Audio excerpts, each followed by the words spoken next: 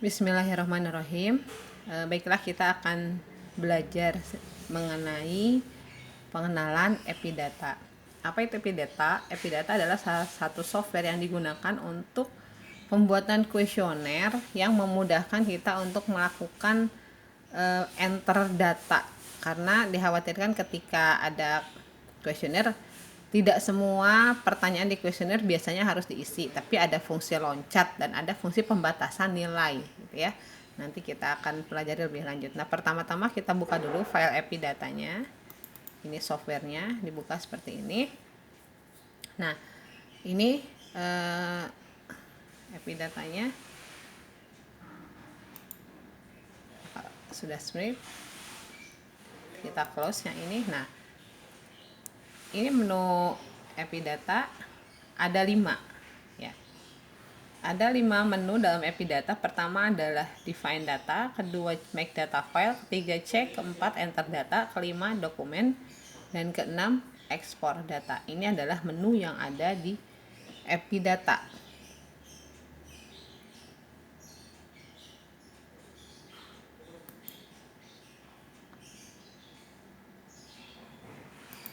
Nah, kita perkenalan dulu dengan menu-menu yang ada ya. Nah, ini menu Epidata ya. Yang pertama adalah define data. Nah, define data ini berfungsi untuk membuat template. Template itu adalah tempat mengetik kuesioner. Template ini berisi struktur data dari kuesioner yang akan dimasukkan ke komputer, seperti program pengolah kata yang lain. Nah, nanti akhiran dari define data ini yang terbuat filenya itu adalah diakhiri dengan nama file .cas ya. Jadi ada file dalam bentuk cas. Nah, yang kedua adalah make data file. Make data file, di sini ada make data file. Nah, ini penjelasannya. Berfungsi untuk menyiapkan file rec dari template yang sudah ada. Jika template belum ada, maka make data file tidak bisa digunakan, gitu ya. Tidak bisa dipakai, tidak bisa dijalankan jika filenya belum ada. Nah, jadi file rec ini adalah make data file dari data cache yang nanti fungsinya sebagai tempat menyimpan database yang di-entry melalui Epidata. Make data file perlu dijalankan setiap melakukan perubahan terhadap template.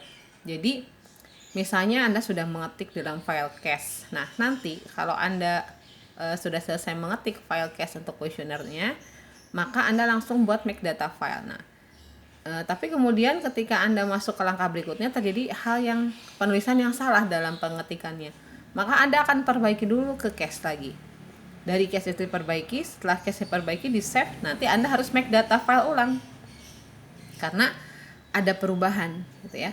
Nah, kemudian nanti dari make data file, kalau ada perubahan maka file lamanya akan terhapus ya.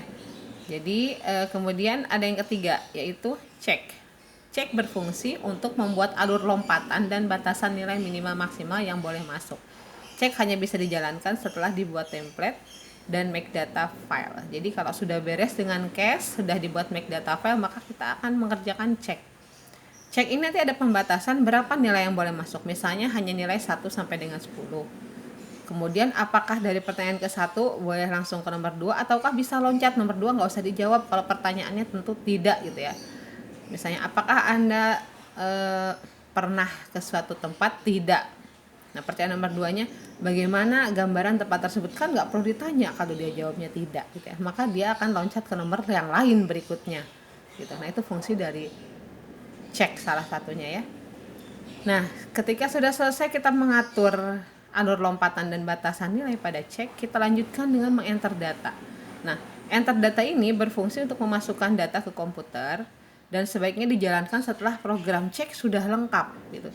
Jadi memang dalam Epidata ini kalau mau buat file itu cache-nya harus benar dulu, kemudian make data file, kemudian file check-nya harus dilengkapi juga dengan benar perintah-perintahnya.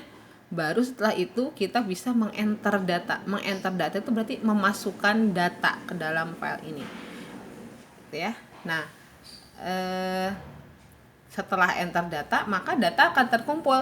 Kalau kita enter data 10 data, ya data nanti akan dilihat di bagian dokumen. Nah, yang kelima ini, dokumen nanti terlihat ada berapa data yang sudah kita entry.